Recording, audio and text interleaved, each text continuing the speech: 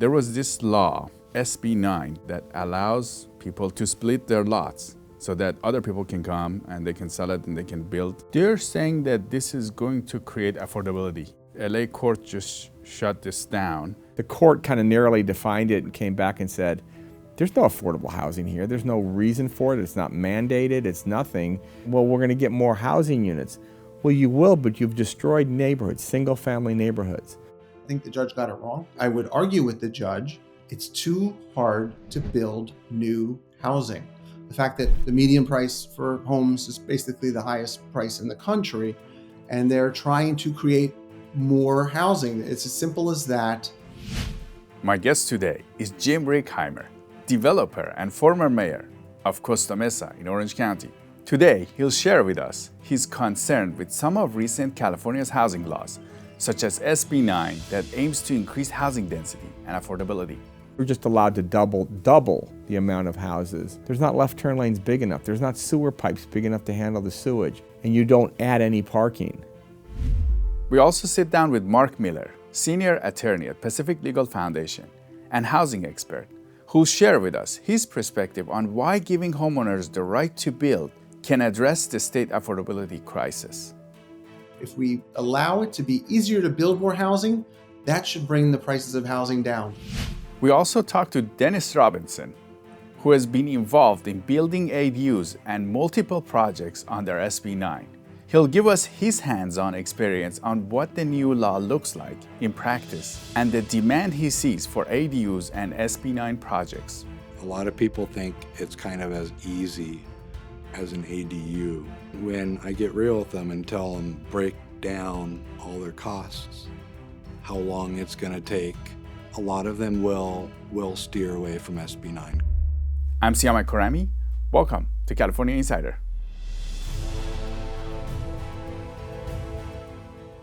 We want to talk to you about SB9. There was this law in California that allows people to split their lots so that other people can come and they can sell it and they can build there.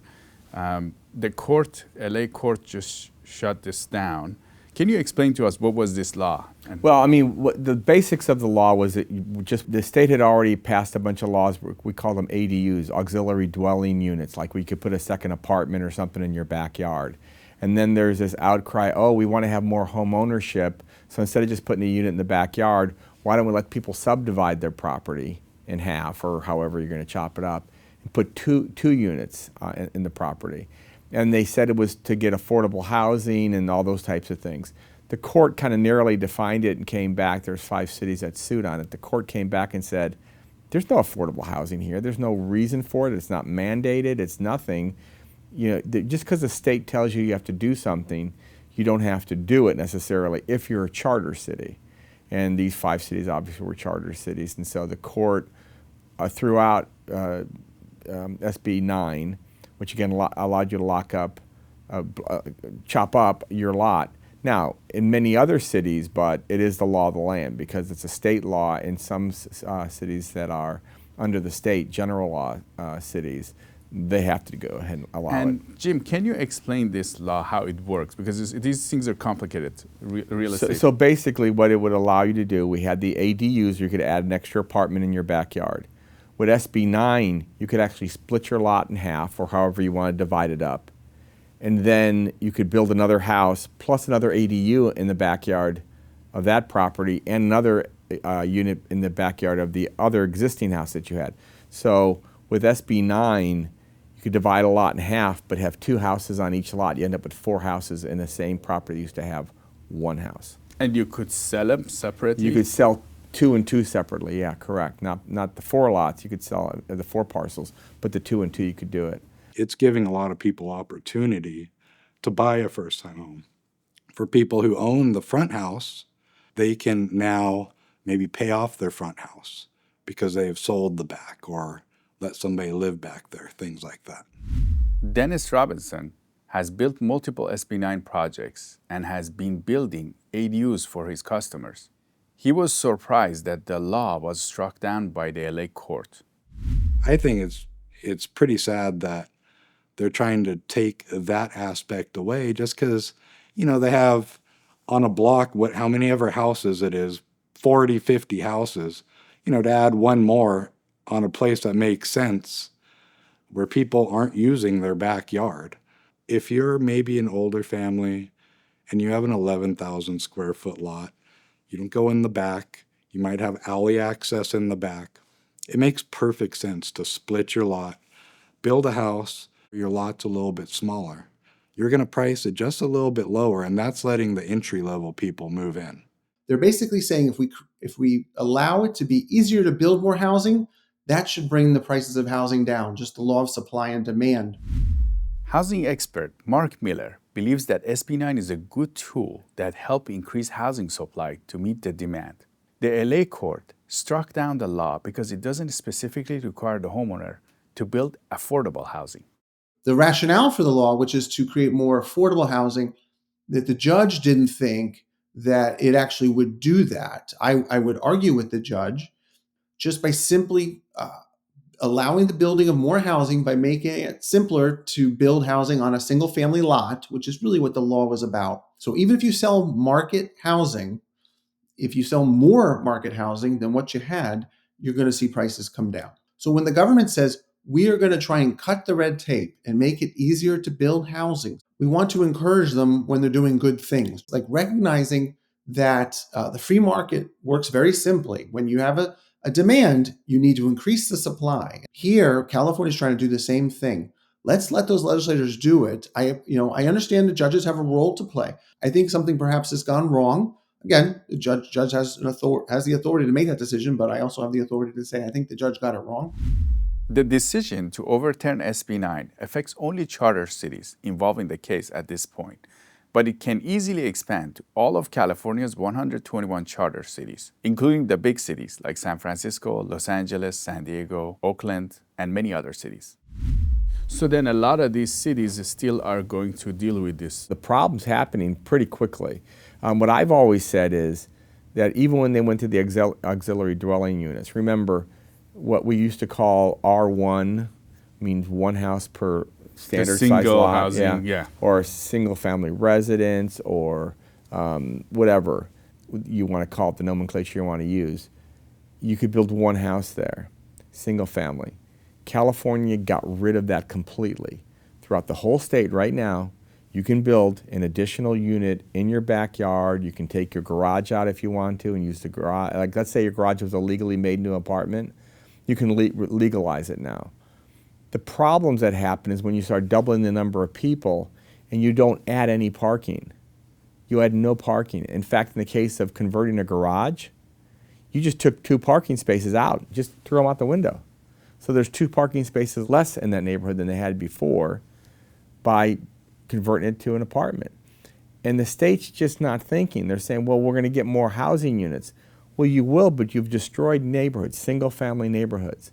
And that there's a distinction between a neighborhood where, you go to bed at night and you have your next-door neighbor and you get up in the morning and everything's fine, but now they got an apartment in the back. And the gate's clacking back and forth in the middle of the night when, the college students who rented the apartment or whatever are coming back from something or doing whatever. It's not the same.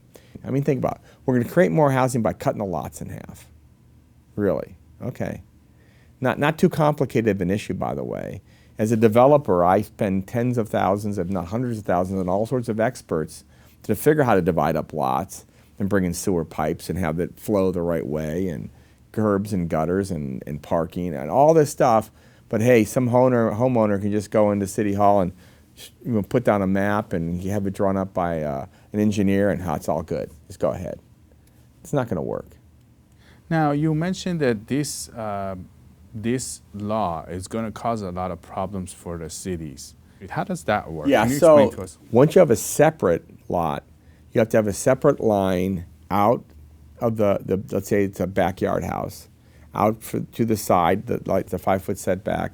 You have to put your sewer pipes in. You have to drill into the street, put a new tap into it. You got to bring the water in underground. You got to bring the electrical in from underground. You got to bring in, the telco or whatever you're using for internet. It has to be all done. And then the cities have come back and said, like, before when you built a property, there would be a setback from the front of the street to the house, right? there would be, let's say, a 5-foot side yard setback on both sides of the house, and then there'd be 15 or 20-foot setback in the back. So you're not right up against your neighbor. These rules all came back and said all you need is a 4-foot setback on both sides and on the back. So now if you're in your backyard and you're looking on your grass and your kids are out there, now all of a sudden there's a unit with windows looking right into your backyard 4 feet from the property line, okay?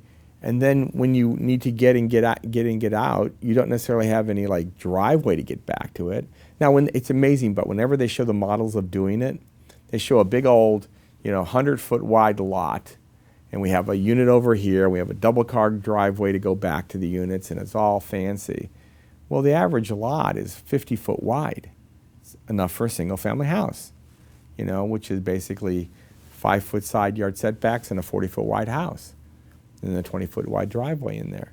So that's how it's set up, but in reality, it's, like I said, it's 50-foot wide, and so all those pretty pictures don't work.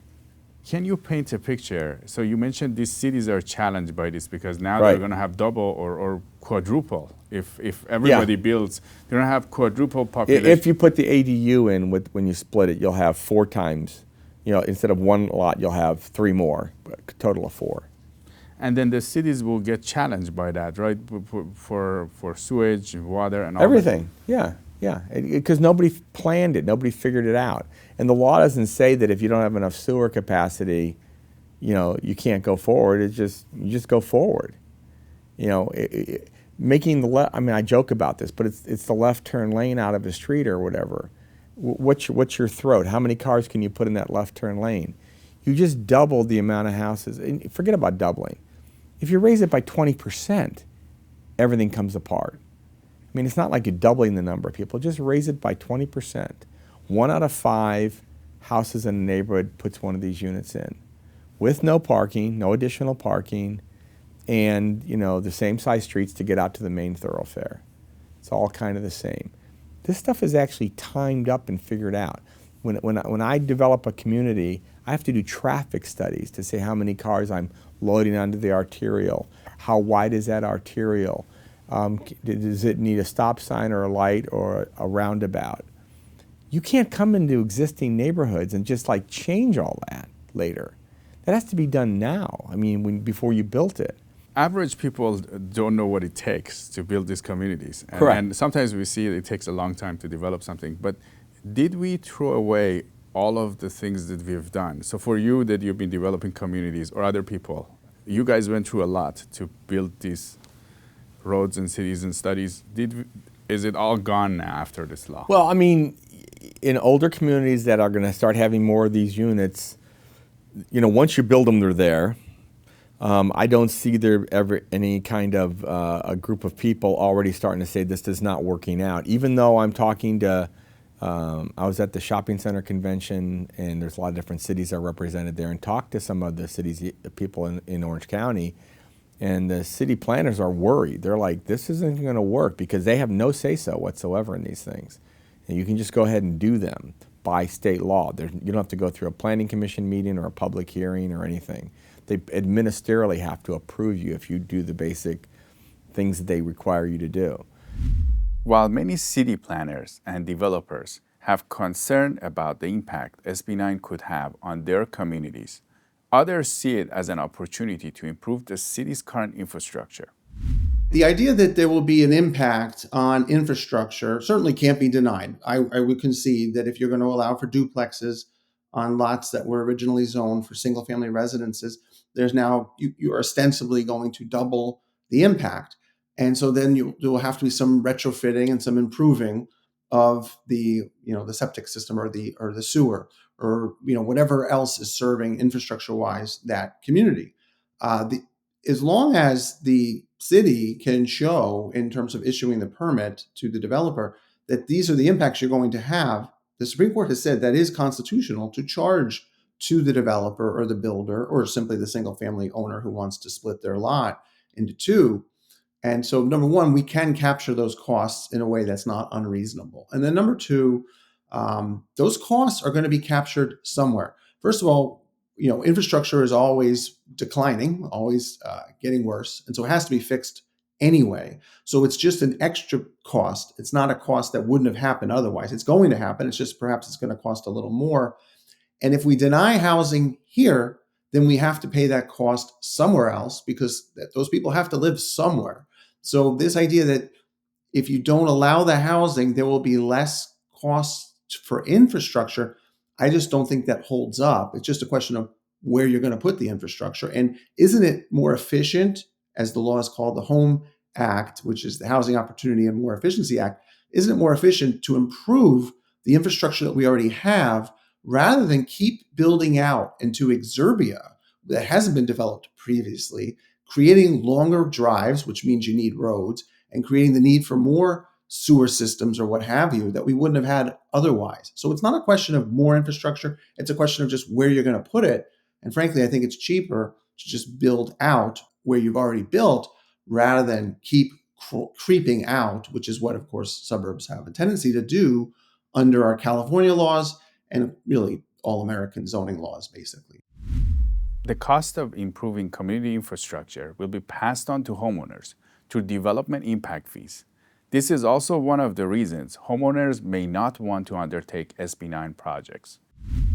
I've heard of one, I think it was San Luis Obispo, just to add on 500 square feet, the city was going to charge them $63,000 as an impact fee. And that was just to build one unit onto his house. And it was because of the SB9, according to him. If that's just one unit, it doesn't make sense to build 3 or to build anything else. So I get a lot of questions about SB9, and I have to be real with them. First we decide what are your ultimate goals, but know that it's going to take a year to a year and a half. I can get an ADU approved in sometimes 3 months. So first of all, do you have the time? Then you're going to have to do all sorts of surveys. You're going to have different steps with like the utility bills. You have to do new meters. Your city impacts or fee are going to be higher. Doesn't make financial sense. So do you have the time? And financially, does it make sense? When I get real with them and tell them break down all their costs, how long it's going to take, depending on the city, of course, a lot of them will steer away from SB9 because it's a lot more intensive. By allowing lots to be split, SB9 raises concern for not only developers, but also first-time homebuyers, fearing that the value of the original home may increase. They're saying that this is going to create affordability. You know that you're in the development business yourself. You know how it is in California. It's getting more and more expensive. And what are your thoughts on that? Okay, so as far as the invisible hand goes, if you have more units, more roofs, you will bring in more lower prices. Whether it becomes affordable in any way, shape, or form, or some of the definitions of affordability, like 30% of your income, those kind of definitions of what you're allowed to spend.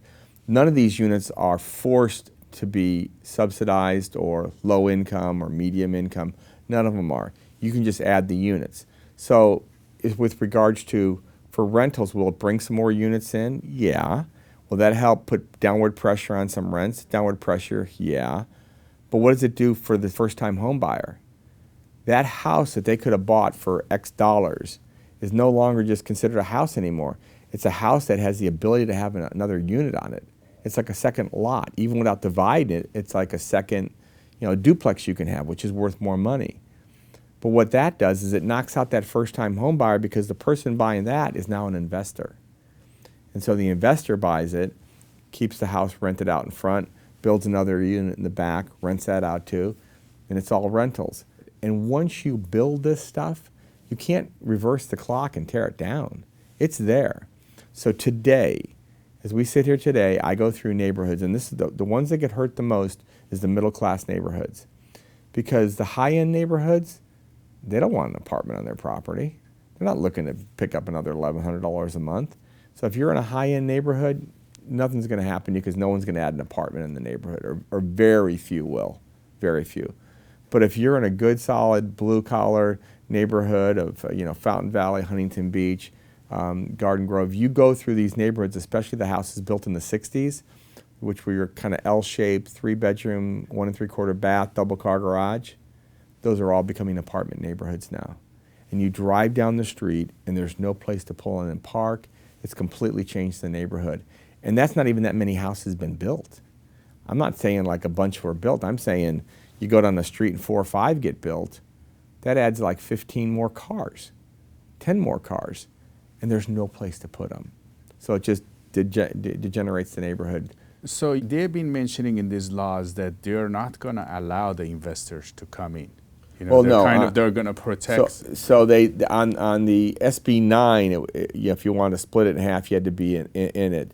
The other ones, there's 2 things: whether they say it or not. It's whether really a matter of is it enforced. Okay, so I can just tell you, and I won't say the name of the towns, but there's clearly investors buying up more than one house doing it. So obviously, if you're doing it more than one house, you can't live in 3 houses, and you're seeing areas where there are investors. So there's no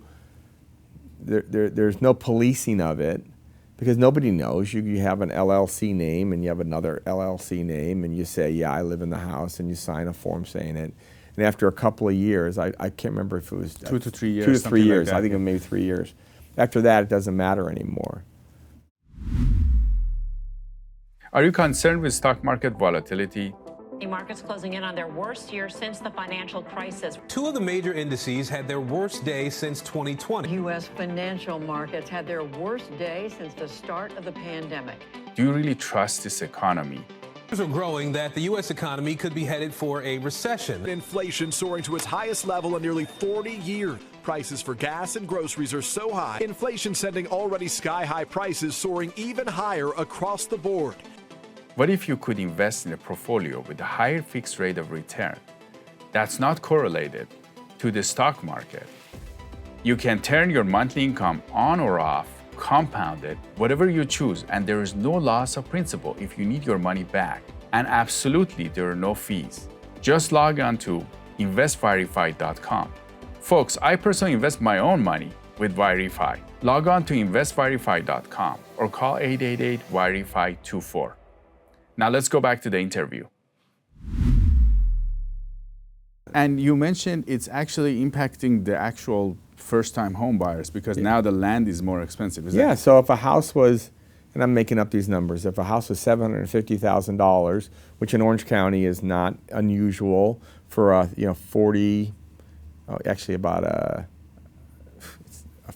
plus 60-year-old house. It's not unusual for that price point. And that's a first-time starter home you get into, 1,200 square foot house, 3 bedrooms, 1 3/4 bath, built in the mid-60s, early 70s. You get into that, now that property's worth $100,000, $200,000 more. Because so you can build a unit. You can add a unit to it, yeah. And then an investor can fund you whatever. Well, that's who buys it, an investor, because a home buyer, they can't afford it. It's already got out of it. So will you bring in more units? Yes. Will it put downward pressure on some rents? Yes. Will it help first-time home buyers? Absolutely not. In fact, it takes units out of the first-time home buyer pool.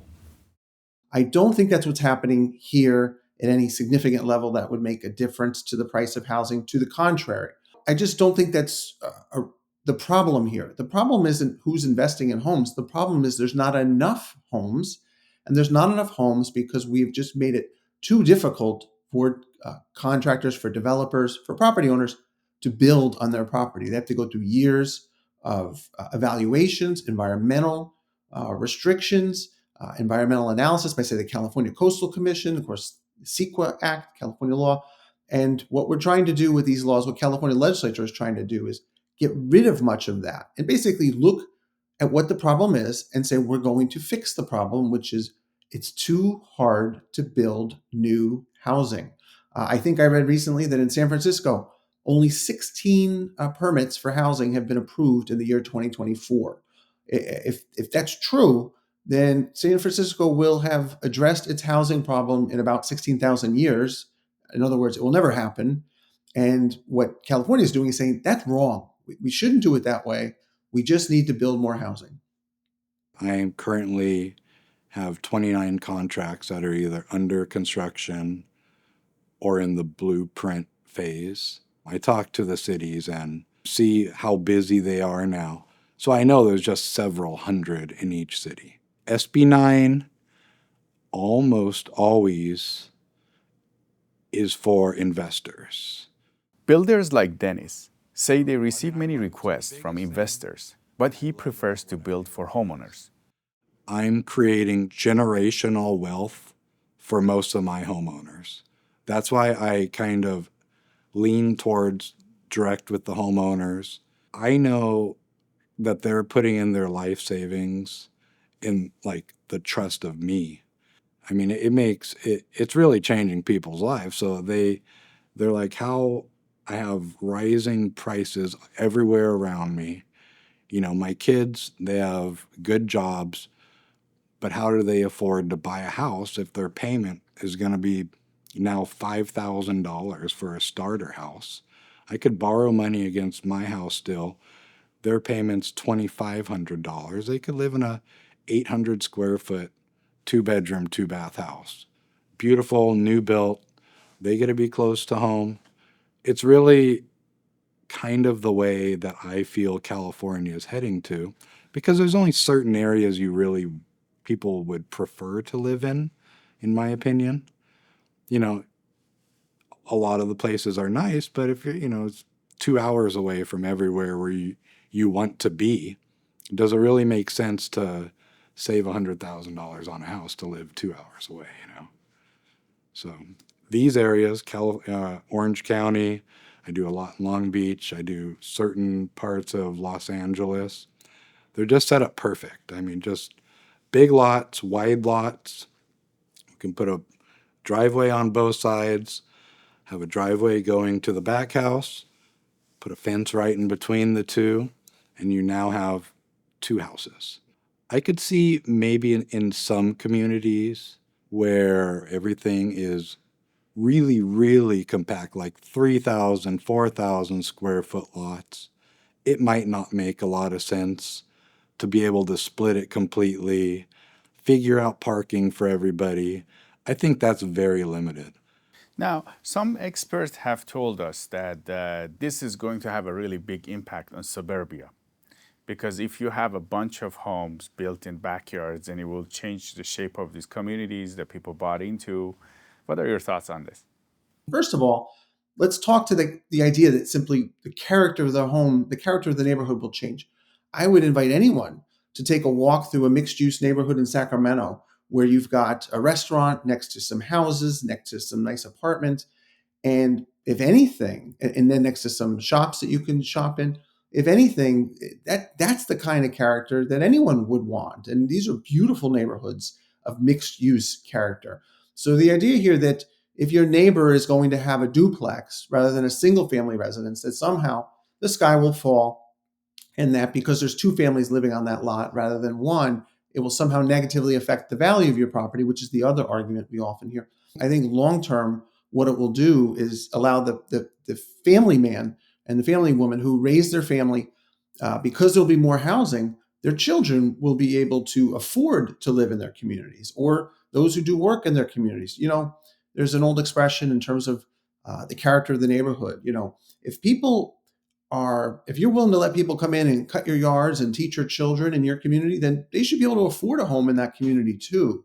But the way California's laws, and really too many states' laws, have developed around housing and around zoning is we've discouraged that. And so we've created this economic separation, and that's not good for anyone. And we see it now with the highest price of median price of housing in the whole country being in California. And that's why the legislators deserve applause, not criticism.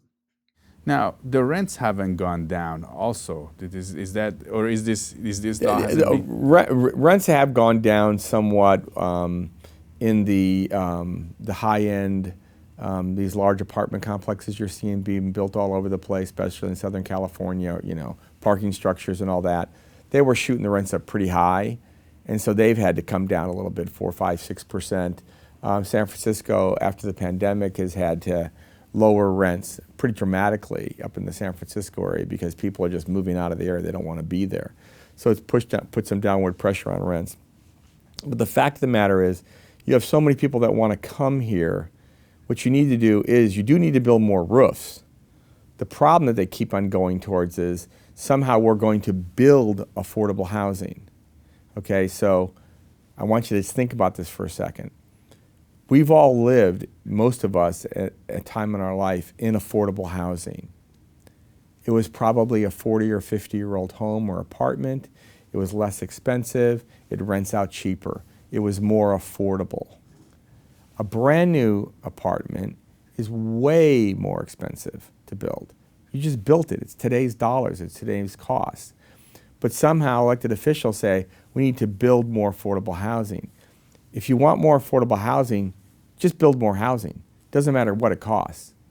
But don't make it be the $1 million apartments or the $1.2 million apartments be what's affordable. Bring in more roofs. Person moves in that place, that's $1 million. They moved out of something that was $700,000. The person moving to the $700,000 came out of something to $300,000. The person before that was renting. You free stuff up. So we've been doing affordable housing because, quite frankly, you know, on this planet, people have been living in affordable housing for thousands of years. The older stuff rents for less. It's not that complicated. But you can't just go ahead and say, let's build brand new stuff, and we're going to make that affordable. On top of the fact that there's no different construction techniques for an affordable apartment and a market rate apartment. It's the same construction. It costs the same. There's no like special way to make it cheaper. And so, I mean, and I'm not talking about the high-end stuff where they go crazy with marble and all that. I'm talking about standard, nice apartments. Average homes. Average stuff. They're going to cost the same to do it. Why would you go ahead and spend $600,000, $700,000 for a brand new, you know, condo apartment when, you know, and then again, subsidize it. So remember, you can't build it more affordable. All you can do is subsidize it. So the word you need to change in our languaging is, instead of saying affordable housing, we have to say subsidized housing. It has to be paid for by somebody else than the person living in it, because that's the only place the money can come from. So it comes from the next door neighbors who pay more for the unit, and you pay less. I mean, the math has to work out somehow. There's not like free money floating around to make these things work. So again, it has to do with subsidized housing. So you have that, but at the same time, people can split their lots and Yeah, build. exactly. I mean, understand that a lot of this affordable housing and a lot of this housing density and housing needs is a lot of made-up numbers. I mean, Orange County, they say there's things called RENA numbers, your regional, I'm going to say it wrong, housing needs assessment. I think I said it right there. And basically, a four-letter acronym agency tells you how many units you need. And now when I was on the city council in Costa Mesa, literally we needed like 4 affordable units for the whole town because we had a bunch. We already were set. Now I think they've got, and I could be wrong in this number, but like at least 4,000, maybe 10,000 they need. Wow. Why? Because the people that do the calculations say, you know what we don't like about these calculations? There are people moving to the Inland Empire. And then they're driving their cars and they're coming here. That's ridiculous. We don't want people moving out to the suburbs. We want them here. So they take the count of people moving out there and say, no, you have to move to Orange County. And they artificially impose numbers on City of Costa Mesa, City of Huntington Beach, City of Irvine. They just toss these numbers and say, see, you're short 5,000 units, 10,000 units, 11,000 units. You have to come back with your new plan for your town. Remember, your town's built out, pretty much so, right? I mean, the Orange County's towns are pretty much built out. You got to find some way to come up with these extra 9, 10, 11,000 units. You don't have to build them, but you have to rezone property in such a way that you can show where those are going to come from. And that's got to be certified by the state. It's like, you know, put together a plan that can show me how you can do something that can't be done. And we'll have a government agency approve that it's done. Now, if you jump through the hoops and you smile and you're really nice and you do it, it kind of works. If you're a city that says, this is ridiculous, this is stupid, they go after you. Like the city of Huntington Beach is being attacked constantly by the state because the city of Huntington Beach is saying, we're a charter city, these are our rules, you're not going to tell us we've got to put a bunch of high-rise, you know, apartment projects up and down Beach Boulevard because we don't want them anymore. There's too many units here. You can't get up and down Beach Boulevard anymore. But the state's saying, oh no, you have to. And the state sues cities like Huntington Beach. And do you think this is, at some point, the single-family housing will be very unattainable in California? Well, it already is pretty much unattainable now for most people. I mean, part of the problem is California is a beautiful state. Everybody loves it here. Look, the weather was great today. Everything is good, right? So people want to live here. It doesn't mean they can afford to live here. There's only so much land. In Southern California, we're restricted by the ocean on one side and the mountains on the other side. There's a barrier to entry. There's only so many more places you can develop. And so the prices go up because of that. But for some reason, people have a problem telling people, and I've said this before and trying to say it the most compassionate way possible, if you can't live in an area that your kids can go to decent schools and that you can afford, you should look at moving somewhere else. That's not a crazy statement, but it's treated like, oh, just get out of here. Like, we don't want you. Nobody said they didn't want you. I said, if you want a nice place for your kids to be in decent schools in a decent area, look at moving somewhere else. That may be away from the beach, that may be out of state. You know, it may be all those things. But people have to make decisions about what they want to do, and they'll say, well, you don't understand. I've always lived here. My whole family's here. I get all that. But there's not enough money on the planet Earth to give you housing, to subsidize housing for more people than we can handle. If everybody here came here who couldn't afford, we just gave them a house, where does that money come from? It just doesn't. It doesn't exist. Do you think there's going to be more? So from what it sounds like, we're trying to make things affordable. In some cases, the rents might come down because there's more units. Some downward pressure. Over time, maybe not, if people keep on coming to the state. Now, do you think there will be more laws like this that will come down the line, based on what you're seeing? Legislators think that they can vote in and change an economic principle because they voted for it, okay? They can say, we're going to vote for this law and it's going to bring rents down. I mean, you got legislators in Sacramento, you know, going after car manufacturers because someone steals the catalytic converter. And it's their fault that catalytic converters get stolen off of their stuff. I mean, these are economic principles. You just can't change them because you voted it in. You know, we just did this with electricity, where the legislature came back and said, I want to keep on doing solar. I want to have solar affordable. I want poor people to be able to afford solar. I want you to subsidize it with rates, and I want you to keep rates down. They literally said that. Subsidize it, and you keep rates down. It's like the dual mandate. Just because you voted for it doesn't mean it'll work. Some of the people saying, we're living in apartments. Why don't you guys live in apartments too? Right. What's the big deal about that? Well, it's not a big deal except that our communities weren't built as apartment communities. So if you're in an area that's a much older area, say in Los Angeles or San Francisco, it was more dense back in those days, and they had higher density, and they had 3-story buildings or 4-story buildings, or they had tighter lots. They're more used to it. In the suburbs outside of San Francisco, outside of LA, outside of Orange County, we were suburbanly built. And so we literally took 1 mile square grids. Your main streets are in grids. And we broke that up, and you put so many houses per acre and usually a school in the middle of it. And we kind of created a suburban type neighborhood. Just physically getting around it, you pretty much need a car. Now, maybe that was the wrong thing. Maybe they should have never done it, but they did that. And that's what we have today. And those people there was a promise for those people that bought those homes. Who would have thought that you bought a single family house and then turned the whole neighborhood into apartments? I mean, why would they do that? But at least they were good that they did it everywhere, right? The whole state's got these rules. But again, it'll always affect the middle class and the lower middle class, because the higher end areas, they don't need the extra money for rent. They're not going to bring apartments into their neighborhoods. They don't want to have a tenant. They want to be in their backyard, enjoying their backyard in the summer, not sharing it with a tenant. Now, do you have any other thoughts for our audience? I just think that beware of things that to solve problems that cost nothing. It's going to cost somebody something. And as long as people keep on asking, like, we need affordable housing, as if somehow you can just buy some affordable housing. And they keep on asking for it. Politicians will keep on telling them, I can give it to you. So sometimes as a voter, we should start, calming down what we ask for, because we don't really know what we're talking about. So as elected official, people come to the dais and tell you what they want. And what will happen is people want to get reelected, and they'll tell the public what they want, as if somehow it can happen.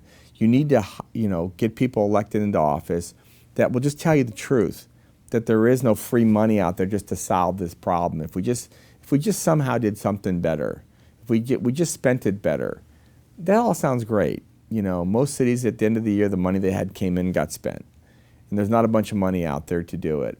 So beware as a resident when you come to these city councils and ask them, because people will say, oh yeah, we'll go ahead and do that, and then you won't know till later on when the causes happen.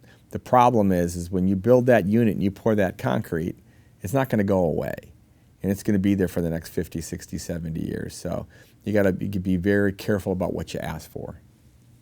Jim Righeimer, developer and former mayor of Costa Mesa, it was great to have you on California Insider. Great to be here.